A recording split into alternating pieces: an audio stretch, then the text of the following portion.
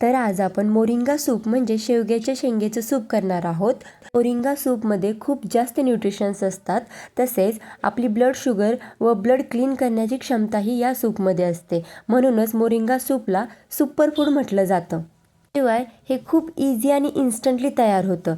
तर कुकरच्या भांड्यामध्ये शेंगा, टोमॅटो, आलं, लसूण, हळद व थोडीशी मुगाची डाळ घालून हे सर्व कुकरला लावून घ्यायचं। 15 ते 20 मिनिटं ह्याच्या व्यवस्थितपणे शिट्ट्या काढून घ्यायच्या, जेणेकरून हे चांगलं शिजलं पाहिजे। हे मिक्सचर थोडंसं थंड होऊन द्यायचं।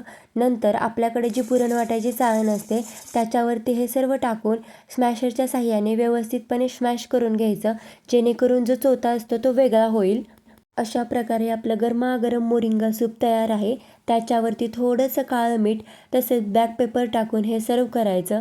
घरात जर लहान मुलं असतील तर त्यांना हे नक्की द्या, हेल्थसाठी खूप बेनिफिशियल असतं।